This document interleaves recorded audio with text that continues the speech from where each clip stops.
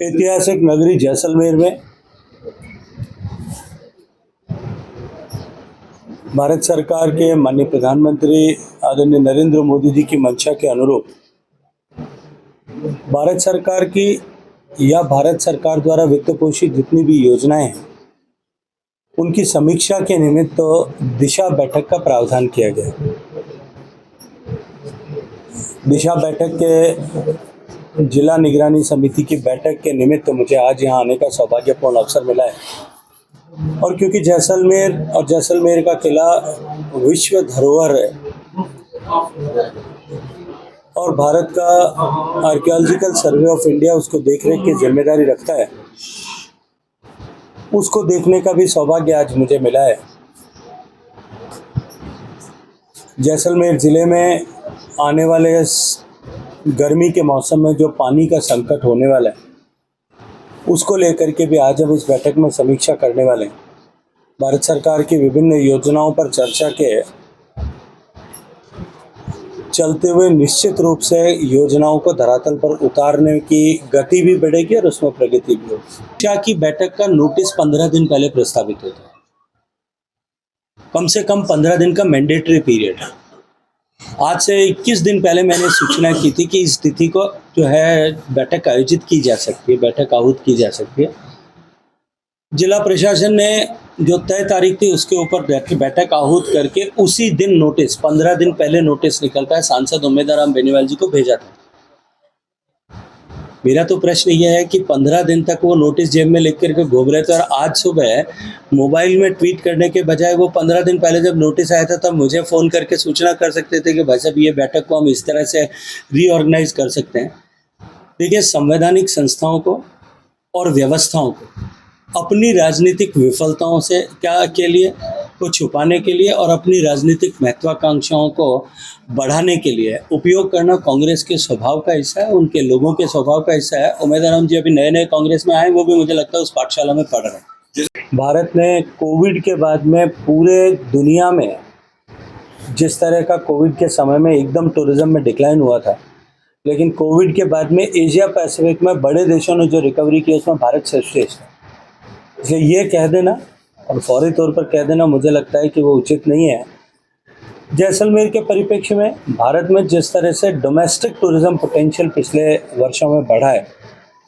माननीय प्रधानमंत्री जी की नीतियों के चलते हुए जिस तरह से हमारे अर्थव्यवस्था में उछाल आया है, हम दुनिया की सबसे तेज़ी से बढ़ने वाली अर्थव्यवस्था के रूप में चिन्हित हुए हैं और उसके साथ साथ में सरकार के सामान्य मानवी के जीवन में परिवर्तन लाने के प्रयासों के चलते हुए जिस तरह से 30 करोड़ लोग गरीबी की रेखा से बाहर आए, उसके चलते हुए हमारा डोमेस्टिक टूरिज्म बहुत एक्सपोनेंशियली बढ़ा है। वो लगभग 5 गुना ग्रोथ पिछले 10 साल में हुई है। इसलिए उससे तुलनात्मक दृष्टि से जब हम देखते हैं तब हमको डोमेस्टिक जो है इंटरनेशनल टूरिस्ट कम दिखाई देता है, लेकिन ये पर्यटन और पर्यटकों के आकर्षण का केंद्र हमारा जैसलमेर बना रहे, इसकी जिम्मेदारी केवल सरकार की नहीं हो सकती। जैसलमेर के हर व्यक्ति की जिम्मेदारी है, जैसलमेर के पत्रकार बंधुओं की जिम्मेदारी है कि जो हकीकत को सामने लेकर के आएँ, अपने व्यक्तिगत हितों से ऊपर उठ करके उसको लेकर के आएँ। जो यहाँ के निवासी है, चाहे किले में रह रहे होंगे, किले के आसपास में रह रहे होंगे, वो अपनी व्यावसायिक हितों से ऊपर उठ करके इसके कंजर्वेशन के लिए सोचें, तो शायद मुझे लगता है कि आने वाले समय तक में भी जो है वो इसी तरह से टूरिस्ट इनफ्लो बनता रहेगा, इसी तरह ये आकर्षण का केंद्र रहेगा। यदि हम इसके संरक्षण में कोताही बरतेंगे तो निश्चित रूप से पर्यटकों की संख्या में कमी होगी और पर्यटकों की संख्या में अगर कमी आएगी तो उसका अल्टीमेट जो प्रभाव है वो क्षेत्र की अर्थव्यवस्था पर पड़ेगा। देखिए, निश्चित रूप से जिला प्रशासन, राज्य सरकार ने बार बार आग्रह किया है कि उसके लिए एक अल्टरनेट गेट खोलना चाहिए और डिजास्टर जिस तरह का हो सकता है उसकी संभावनाओं को देखते हुए इस पर विचार किया जाएगा। आने वाले समय में सही स्तर पर निर्णय लेकर के उस दिशा में कार्रवाई करेंगे। लेकिन मैं इतना अवश्य कहना चाहता हूँ कि जैसलमेर में जिस तरह से ये जो सांझी धरोहर हजारों सालों से हमारी है और पूरे विश्व की धरोहर है, इस धरोहर जिसको संरक्षण की, जिसके रखरखाव की जिम्मेदारी हम सब की सामूहिक है, उसमें कहीं ना कहीं कमी निश्चित रूप से दिखाई पड़ती है। बिना अनुमति के रेस्ट्रिक्टेड एरिया में जिस तरह से कंस्ट्रक्शन जैसलमेर में हो रहा है, बिना अनुमति के जिस तरह से किले की सौंदर्य को खराब करने के लिए कंस्ट्रक्शन जिस तरह से किले के अंदर भी किया जा रहा है, वो निश्चित रूप से चिंताजनक है। मैंने जिला प्रशासन को भी इस बात का निर्देश दिया है कि इस पर जो है प्रशासन को भी गंभीरता से विचार करना चाहिए और आर्कियोलॉजिकल सर्वे ऑफ इंडिया ने जो बार बार नोटिस दिए हैं उन पर संज्ञान लेकर के कार्रवाई करनी चाहिए। करने की जिम्मेदारी जिला प्रशासन की है, उनको लागू करना चाहिए। लेकिन ये जो नियम है कि 100 मीटर तक रेस्ट्रिक्टेड एरिया और उसके आगे 200 मीटर तक का जो है प्रोहिबिटेड और रेस्ट्रिक्टेड एरिया है 300 मीटर तक का, उसकी पालना तो निश्चित रूप से सुनिश्चित की जानी चाहिए, उसको सुनिश्चित करना चाहिए और उसको सबको मिलकर के सामूहिक रूप से उस पर काम करना चाहिए। आज सुबह बीएसएफ के अधिकारियों के साथ इसकी समीक्षा की है और उन्होंने हमें भरोसा दिलाया है कि तय समय में हम इसको पूरा कर पाएंगे। तय समय से कुछ पीछे चल रहा है, लेकिन माननीय मुख्यमंत्री जी से भी मेरा इस विषय में विमर्श हुआ था और मैंने उनसे आग्रह किया है। हम लोगों ने इस बात को तय किया है कि वहाँ एक ऐसा इंफ्रास्ट्रक्चर बने जहाँ जाने वाले लोग रुक सकें। वहाँ एक एमपी थिएटर बन रहा है जहाँ फौज के साथ में और बीएसएफ के साथ मिलकर के डेली कुछ कार्यक्रम कर सकें, उसकी रचना की जा रही है। वहाँ एक भव्य एंट्री गेट बने, उसके ऊपर भी विचार हो रहा है। और कुल मिलाकर के जो है तनोट एक माता जी के मंदिर के दर्शनों के अतिरिक्त भी अन्य गतिविधियाँ वहाँ हों ताकि एक होलिस्टिक टूरिस्ट डेस्टिनेशन बन सके। और इसके साथ साथ में तनोट जाने वाला व्यक्ति सीमा का साक्षात्कार कर सके, देख सके। इसके लिए जो बॉर्डर टूरिज्म के लिए माननीय गृह मंत्री जी ने जिस तरह का मार्गनिर्देश दिया है, मैंने अपने स्तर पर माननीय राजनाथ सिंह जी डिफेंस मिनिस्टर की अध्यक्षता में गृह विभाग, मिनिस्ट्री ऑफ डिफेंस, रक्षा विभाग और टूरिज्म इनकी सामूहिक रूप से एक बैठक की है और हम अब इस बात पर प्रयास कर रहे हैं कि किस तरह से एक अनुमति प्रदान करके कुछ बीओपीज को टूरिस्ट के लिए खोला जाए ताकि बीओपी तक जाकर के टूरिस्ट जो है उसका अनुभव ले सके, उसको देख सके, साक्षात्कार कर सके। मैं ये मानता हूँ कि आने वाले समय में अब इस दिशा में निश्चित रूप से सकारात्मक प्रगति हो। लेकिन मुझे लगता है उस पर मुझे टिप्पणी नहीं करना चाहिए, लेकिन जितना अवश्य कहूँगा कि हालात विभत्स हैं, दर्दनाक हैं और बहुसंख्यक समाज को जिस तरह से टारगेट करके और वहाँ अत्याचार, धार्मिक आधार पर अत्याचार हो रहा है और वहाँ की सरकार मूक दर्शक बन करके देख रही है, ये दुर्भाग्यपूर्ण है। और बंगाल में वर्तमान की जो इस परिस्थिति है, ये जब मोहम्मद अली जिन्ना ने पाकिस्तान बनाने के उद्देश्य से बंगाल में डायरेक्ट एक्शन का कॉल दिया था, सीधी कार्रवाई का कॉल दिया था और उस समय सैकड़ों हिंदुओं का कत्लेआम हुआ था। आज उसी तरह का मंजर बंगाल में दिखाई देता है। आज़ाद भारत में अपनी राजनीतिक महत्वाकांक्षाओं के लिए ममता बनर्जी और उनकी पार्टी ने जिस तरह से बंगाल को जलने के लिए छोड़ दिया है या जलने के लिए मजबूर किया है, वो निश्चित रूप से चिंताजनक है और दुर्भाग्यपूर्ण है। गरीब मुसलमान जिनके कल्याण के लिए कुछ संपत्तियां दान की गई, दानदाताओं ने एक लोक कल्याण की भावना से प्रेरित होकर के वक्फों में संपत्ति दान की। दुर्भाग्य से वक्फ कुछ प्रभावशाली लोगों के हितों में काम करने वाले एक अखाड़ा बन गया, इसलिए उसमें संशोधन की आवश्यकता थी। और मैं ये मानता हूँ कि जो लगभग 38 लाख एकड़ ज़मीन वक्फ संपत्ति के रूप में चिन्हित है, जो 8,76,000 संपत्तियाँ वक्फ के रूप में चिन्हित हैं, उन संपत्तियों का लाभ जो गरीब मुसलमान को मिलना चाहिए था और नहीं मिल पा रहा था, इस वक्फ में संशोधन होने के बाद में उसके हितों का कुछ संरक्षण करने में कामयाबी मिली।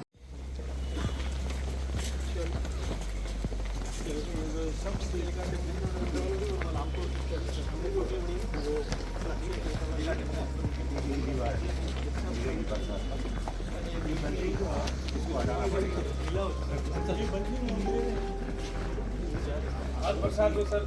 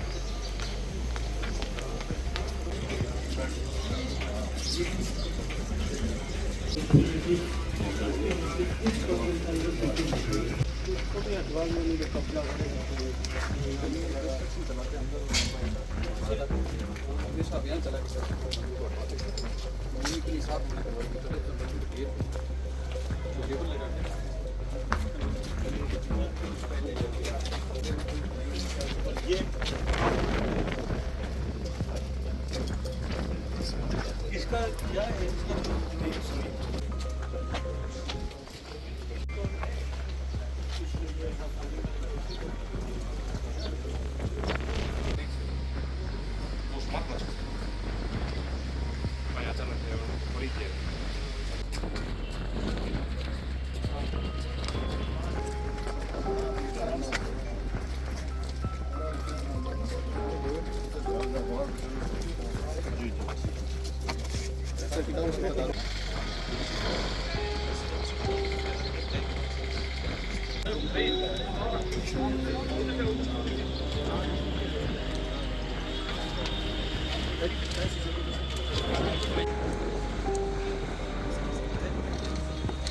खाली बड़ा हुई अमाउंट बड़ा ले रहा है ना माया बुखर है क्या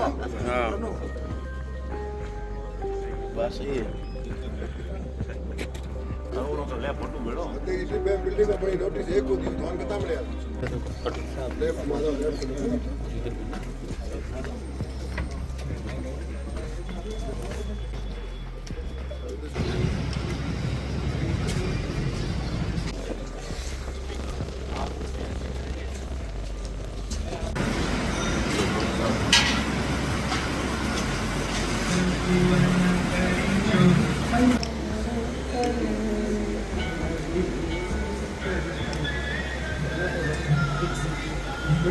बैठ बैठियो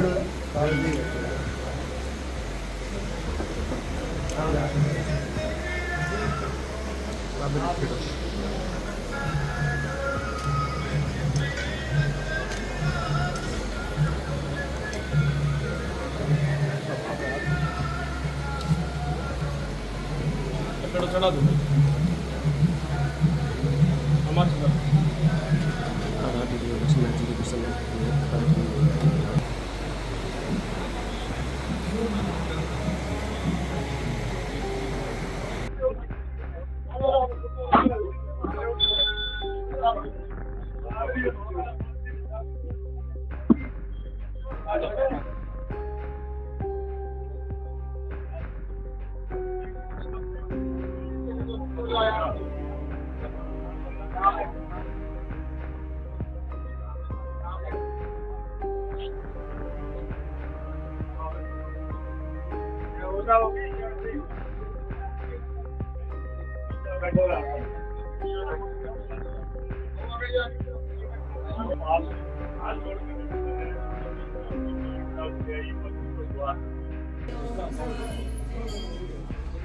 हम इस बात से अगर ये एक मिनट बैठ जा मेरी बात सुन लो पहले बता पापा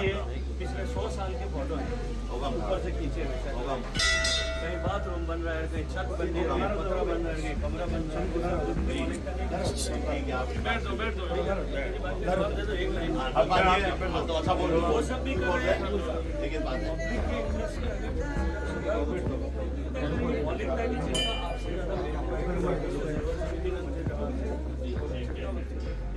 अब हम अपनी बात रखें इसके अंदर 3000 लोग रहते हैं ठीक है 800 साल से हम किले के अंदर रह रहे हैं जब हम किले के मकानों को सुरक्षित रख सकते हैं 800 साल पुराना तो आप ये कैसे कह सकते हो कि ये किला ढह जाएगा या किला जो सीवरेज लाइन है उसको तो आप देखो कितना सीवरेज में उन्होंने पाइप डाले कितने उन्होंने उसमें किस अपने इंजीनियर ने उसको पाइपलाइन को स्वीकृत किया कौन सी पाइपलाइन डाली है कितने गैस की पाइपलाइन डाली है कितने इंचेस की पाइपलाइन डाली है 3000 लोग रह रहे हैं अब सिपेज की तो एक मिनट अंदर मेरी बात सुनो आप जो सिपेज की बात करो मैं समझ रहा हूँ आप भी अच्छी तरह से पूरा वर्ल्ड किले को लेकर के चिंतित है कि किले को अच्छी तरह आप भी अच्छी सोचोगे किले के लिए ऐसी बात नहीं कि आप किले के लिए कोई बुरा सोचोगे लेकिन किले के अंदर जो लोग रह रहे हैं ना उनकी भी तो बहुत सारी समस्या है ना हमारे को कितना धुंधला पड़ा है आज हमारे को अगर किले में सीमेंट एक कट्टा लाना हो ना तो 10 लाख परमिशन ही नहीं होनी मेरी बात नहीं तो किले नहीं तो अगर मकान गिर रहे तो मेरे पास नहीं गिर रहा उसमें रहता आदमी मकान गिर जाए की परमिशन ही नहीं है सीमेंट की नहीं तो फिर कैसे करेंगे नहीं तो उसका अल्टरनेट क्या उसका अल्टरनेट क्या जैसा कंजर्वेशन करने की परमिशन है वैसा ही करना पड़ेगा। नहीं तो परमिशन कौन दे रहा है? दे नहीं रहे। बताइए फाइलेंस अभी जो बात कर रहे हो ना, जो बात करो धीरे करो, आराम से फीडबैक है उनको। हम 20 साल से ये प्रयास कर रहे हैं कि हमारे को परमिशन दे तो हम मौलिक स्वरूप में बनाएं। अब हमें परमिशन ही नहीं दी जाएगी तो हम कैसे मौलिक स्वरूप बनाएंगे? पुरातत्व विभाग अगर सीमेंट लगाता है तो उसको परमिशन है, अगर विमल गोपाल लगवाता है तो उसको नहीं है। वो अगर काम करवाते हैं तो कोई दिक्कत नहीं है, भले वो कैसा ही करवाए, उसके भी 10 उदाहरण हमारे पास है। और हम अगर काम करवाते हैं तो हमारे ऊपर FIR दर्ज होती है। होती है वो नियम कानून जो भी है उसके तहत ही होती है। लेकिन अगर ASI भी ठीक काम नहीं करती तो उनसे भी बात की जानी चाहिए, उनका भी इलाज मेरे पास में है। लेकिन उसका मतलब नहीं है कि ASI गलत कर रही है तो हमारे पास भी राइट है। नहीं, ऐसा नहीं है। एक मिनट, ऐसा नहीं है। कांग्रेस सरकार में जो नीतियां थी उसके अंदर उन्होंने हमारे ऊपर कई डिसीजन ऐसे जबरदस्ती गुंडा राज में थोपे। कांग्रेस भी नहीं, उन्होंने थोपी उस वक्त सीवरेज बना हुआ कानून है, इसमें कोई कांग्रेस नहीं। ये पिछले 91 से हुआ है, ये सारा डैमेज 91 से हुआ है। उससे पहले के फोटो सारे हम आपको पेश कर देंगे। 91 के बाद ही हुआ है। चलो ठीक है,